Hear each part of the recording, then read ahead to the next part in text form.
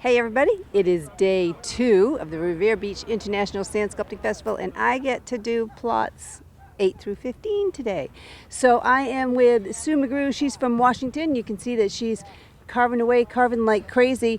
She also is standing on her forms, and hang on, I'm going to bring somebody in to talk about what she's got going on here. He noticed it and he wants to mention something about it.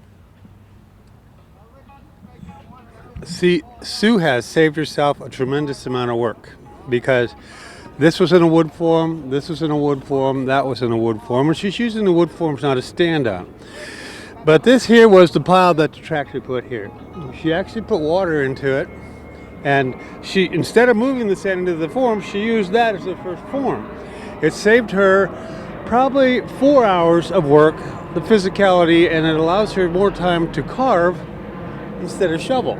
So I think it's very smart, and more people are starting to do this. Yeah, this sand is so good you can actually do your first form without a form.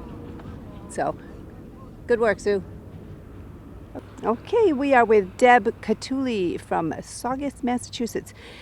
And I'm not sure what she has going on yet. You do see she has a notebook down here. She has some reference with her. You'll see that some of the sculptors do use reference every now and then. You'll also notice that she's wearing earphones. You'll notice a lot of the sculptors do that. They like to get into the zone. She's also local, so she's lived here all her life, so she knows a lot of people, and they want to talk to her all day, and she can't get any work done. So she's going to be having her earphones on for a bit, I think. But she's doing what we call the blocking out right now, where you just kind of get the basic shape of what you're going to do, move a lot of sand, and then do detail after that. Okay, Jonathan Bouchard, aka Joby, from Canada, has something pretty cool going on already. And this is very true to Joby's style. He does a lot of dark shadows, cut-throughs, holes. He plays with light a lot, and it's a really neat effect with the finished product. He's also using his pile strategically. You can see over to the right. He did his huge pound up. Hang on, let me go take a walk over here, Bob. Yeah, he did his big main pound up, but then he's using all this sand too. And you can see he has wood here. It's not traditional like a regular form because this part is probably not going to need to be as structural as the main piece. And so he just has the wood leaning up here so it holds the sand as he's carving and takes away sand, he's reusing it over here, which is a good usage of sand. Okay, we are with Alexi Rybak from Moscow, and this is his first time at Revere Beach, so he's just first working with this sand, and hopefully he likes it, but there's a learning curve to this sand, so be curious to see how well he does. But he's in that blocking out phase right now. You can see he looks like he's trying to find the face right down here behind his legs. And did a lot of carving out in the upper portion of it. So he's moving right along. From St. Louis, Missouri. He's got a cool piece going on here. You can see more features in his. You can see the eyes and the eyebrows. It's kind of cool the way this is separated in the middle too. Aesthetically, it's very nice. You'll also notice that he has these green straps down here on the bottom form. And what that does is it prevents that bottom form from bowing out, and so he doesn't get any stress fractures in there.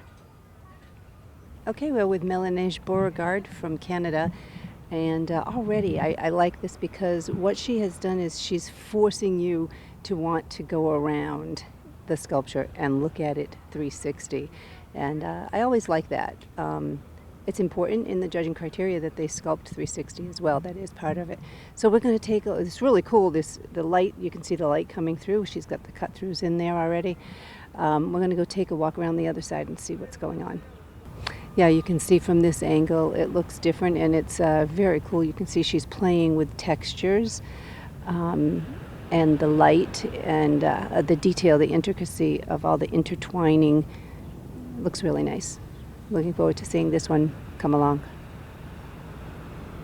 All right, Illya Philemon from Russia, and you can see he has a beautiful piece going on already. Nice movement in the figure, very pleasing to the eye.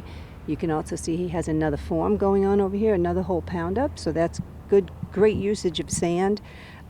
He's also pretty far down on this, this section of his sculpture, and they have to plan their time wisely. Time management is very important. They don't want to run out of time when they get down towards the end, so they have to make sure they're not paying too much attention to one area. All right, Fergus Mulvaney from Ireland. This is a pretty piece already too. I like the movement in it. You can't see. We're going to move in a second so you can see the figure. There's a figure behind Fergus's body, but just the pretty wavy and it's pleasing to my eye. I like the movement in this one. So let's go take a look at the figure. Yeah, there it is. Isn't that pretty? It reminds me of a woman coming out of the water and just whipping her hair back. The movement, I'm not sure if that's his intention, but that's what I see. And this is an art form, and it is left up to the interpretation of the viewer. Everybody sees something different, but that's pretty. I like it. 4 forward, drift into the right a little. Down a half. Tranquility Base here. The Eagle has landed.